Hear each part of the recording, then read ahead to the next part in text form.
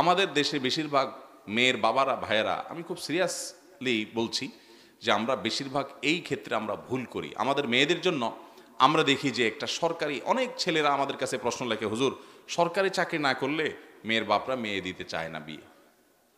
সরকারি চাকরি না করলে আপনি মেয়ে বিয়ে দিবেন না?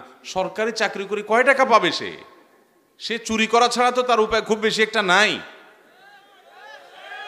সরকারি চাকরি করে চুরি করা ছাড়া পয়সা করার কোনো পথ আছে? কেমনে আমার বুঝান, কয় টাকা বেতন পাবে? সে বরং ব্যবসা বাণিজ্য করলে আজকের গরিব কালকের ধনী হতে পারে ইনশাআল্লাহ, কিন্তু সরকারি চাকরি যদি সে করে ধনী হওয়ার কোনো পথই তো খোলা নেই। আছে? কেমনে ধনী হবে? 2 নম্বর টাকা ছাড়া ধনী হওয়ার রাস্তা আছে? তাহলে আপনি জেনে শুনে আপনার ছেলেকে, আপনার মেয়েকে হয় একটা, আমি বলছি না যে সরকারি চাকরি করলে সবাই অসৎ হয়, খবরদার, ভুল বুঝবেন না। আমি ব্যক্তিগতভাবে এরকম বহু সরকারি কর্মকর্তাকে চিনি, আমার সাথে বন্ধুত্বপূর্ণ সম্পর্ক আছে, অনেক বড় বড় পদ হোল্ড করেন, কিন্তু তারা সম্পূর্ণ সৎ আলহামদুলিল্লাহ। আমি বলছি যদি টাকা, আমি বলছি এটা যে যদি টাকাই আপনার উদ্দেশ্য হয় তাহলে সরকারি চাকরি দেখবেন কেন? আপনি দেখবেন সৎ যদি সরকারি চাকরিও করে আলহামদুলিল্লাহ, সৎ লোকটা যদি বেসরকারি চাকরি করে তাও আলহামদুলিল্লাহ, সৎ লোকটা যদি এমনকি বেকারও হয় তবু আলহামদুলিল্লাহ। দেখুন, আমাদের যারা মেয়ের বাবা হয়েছেন, ভালো করে কান খাড়া করে শুনে রাখেন, যারা মেয়ের বাবা হয়েছেন, ভাই একটু কথা শুনেন, যারা মেয়ের বাবা হয়েছেন, আল্লাহ তাআলা মেয়ের বাবা বানাইছেন, আপনাদেরকে আমি করজোড় করে বলি, আল্লাহর ওয়াস্তে দুনিয়ার জাকজমক দেখে মেয়ে বিয়ে দিবেন না। এখনকার যুগে, এখনকার সময়ে বেশিরভাগ দাম্পত্য জীবনে শান্তি নাই। দাম্পত্য জীবনে কি নাই? শান্তি নাই। শান্তির নাটক এবং অভিনয় অনেক আছে, কিন্তু শান্তিটা, যুবকরা যারা বিয়ে শাদী করো না, এখন গড়তে পা দাও নাই, বাবারা ভাইয়েরা তোমরা জাইনা রাখো ভালো করে যে এখন টাকা পয়সা অনেক আছে, বিয়েতে ডাকডোল পিটানো হয় অনেক, জাকজমক হয় অনেক, কিন্তু প্রকৃত অর্থে দাম্পত্য জীবনে আমাদের দেশে বেশিরভাগ মানুষই অসুখী এখন। এবং আমাদের আগের জেনারেশন যারা ছিলেন, আমাদের বাপ চাচারা যারা ছিলেন, আমি সব সময় সব জায়গায় বলি, এখানে অনেক মুরব্বী বাপ চাচারা আছেন না, এই বাপ চাচারা কিন্তু আমাদের চাইতে তুলনামূলকভাবে দাম্পত্য জীবনে অনেক বেশি সুখী ছিলেন, এখনো সুখী আছেন।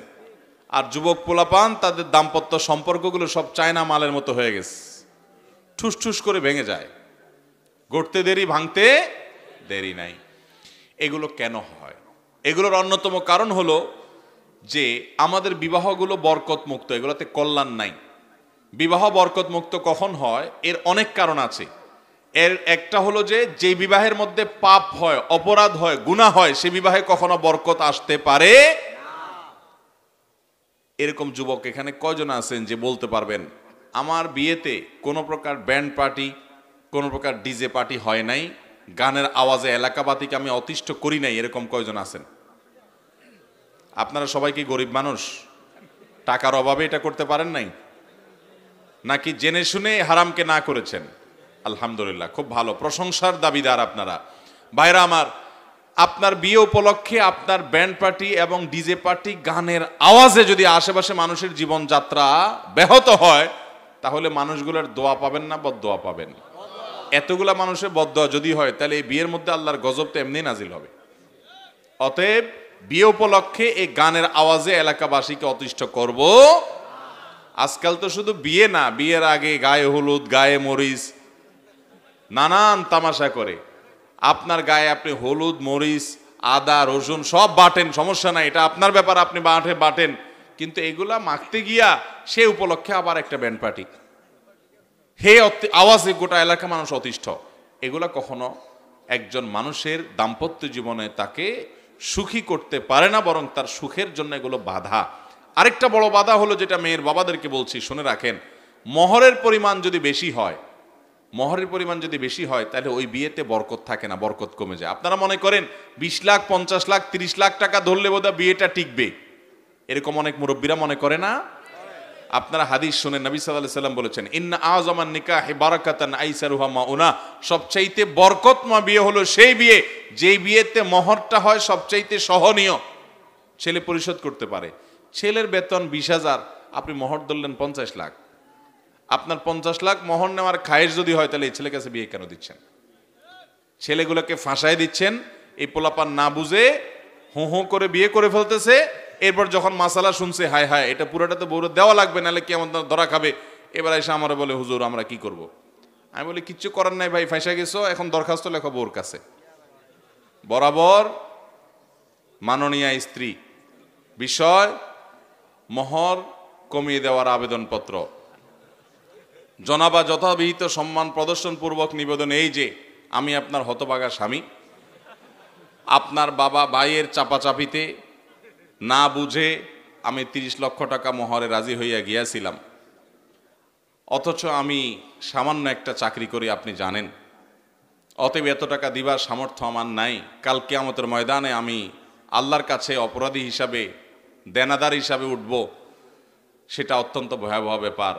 অতএব আপনার সমীপে নিবেদন এই যে এই হতভাগা স্বামীকে আপনার মহারানার 2/3, 1/3, 2/3 বা 1/3 বা অর্ধেক আপনি আল্লাহর হস্তে মাফ করিয়া আমার মোহরটা কমাইয়া দিয়া বাধিত করিবেন।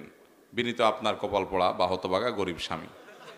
এইভাবে আবেদন করে, অথবা এটা কথার কথা বললাম ঠিক আছে, আপনি কাগজ লেখার দরকার নাই, কিন্তু বউয়ের থালা বাসন ধুয়ে কাপড় চোপড় ধুয়ে দিয়ে কাজকাম করে তাকে ফুসলিয়ে ফাঁসলিয়ে আদর সোহাগ মহব্বত ভালোবাসা দিয়া টিয়া বাইল টাইল করে বলবেন যে এখন আমি তো ফাঁসা গেছি, তুমি না ছাড় দিলে তো পায় না। এখন বেচারে যদি ছাড় দিয়া ভালো ঘরের মেয়ে হয় আর আপনি যদি তার খুশি করতে পারেন খেদমত টেদমত করে, তাহলে সে হয়তো বলবে ঠিক আছে আমার বাপ 30 লাখ ধরছে, তুমি তো ফাঁসা গেছো না বুঝা, যাও 20 লাখ মাপ, বাকি 10 লাখ কিস্তিতে দিয়া শোধ করবা, দিতে হবে। কিন্তু বেশিরভাগ পোলাপান কি করে, ওই বাসরে যায় এই মেয়েটারে ফুসলা ফাসলা বলে দেখো এখন মুরব্বীরা ধরছেন, আমি তো কদিন পরে ইটালি চলে যাব, টাকার কোনো অভাব, সবই তো তোমার। মেয়েরাও আমাদের দেশে সোজা সরল, পোলাপানের এই ফুসলামিতে, ছেলেদের এই ফুসলামিতে রাজি হইয়া না না আমার মহর দিয়ে কি করবো, আরে আপনি আছেন আমি মহর দিয়ে কি করবো, এসব লাগবে না, শেষ। এই মেয়েদেরকে সোজা সরল পাইয়া পদে পদে এদেশে আমরা মেয়েদেরকে ঠকাই। মেয়েদের মহর দিতে হবে কি হবে না? তো মেয়ের বাবারা মহর এই পরিমাণ ধরেন যে আপনার মেয়ে পাবে। আরে বাবা আপনি ধরেন 50 লাখ, ওই বেটা তো আপনার মেয়ের 2 লাখও দিবে না, আপনি জানেন যে ওইটা পাবে না, তাহলে অযথা কেন ধরেন? ধরে এই জন্য যে তালাক হলে যেন আদায় করা যায়। তো অসৎ উদ্দেশ্যে যদি আপনি এত বড় মহর ধরেন সেটা কখনো প্রশংসনীয় হতে পারে। বিধায় আমরা অনুরোধ করব মেয়ের বাবাদেরকে যে আপনারা পয়সা দেখে মেয়ে বিয়ে দিবেন না, ভালো মানুষ দেখে মেয়ে বিয়ে দিবেন। ঠিক আছে না ইনশাআল্লাহ? ভালো মানুষ দেখে বিয়ে দিবেন। দেখেন বাবারা, ওয়াজ করতে দিলে আপনি এখানে বসলে আপনি অনেক লম্বা লম্বা কথা বলতে পারতেন। আমলের কথা যদি বলি তাহলে আমরা অনেকে আমলের পরে ঠনঠন, আমলের পরে অনেকেই ঠনঠন। আল্লাহ রাব্বুল আলামিনের দেয়া তৌফিকে আমি আমার এই কথার উপরে আমল করেছি ইতিমধ্যে। আমি দায়িত্ব নিয়ে বলি আপনাদেরকে, আমি ইতিমধ্যে আমল করেছি। আমি চাইলে পয়সার বস্তার উপরে শোয়া বসা বা পয়সার বস্তাকে ওয়েলকাম করা, এখন তো আজকাল ছেলে মেয়ের সাথে বিয়ে হয় না, ওই যে একটা কথা আছে না, এখন বিয়ে হয় ময়দার বস্তার সাথে টাকার বস্তার। ছেলে পক্ষ চায় ময়দার বস্তা, সব মেকআপ মার্কা, আর মেয়ে পক্ষ চায় কি টাকার বস্তা। ছেলে চায় না, চায় কি? আপনার মেয়ের জন্য টাকার বস্তা নয়, একটা ছেলে খুঁজুন। আপনার মেয়ের জন্য টাকার বস্তা নয়, কি খুঁজুন?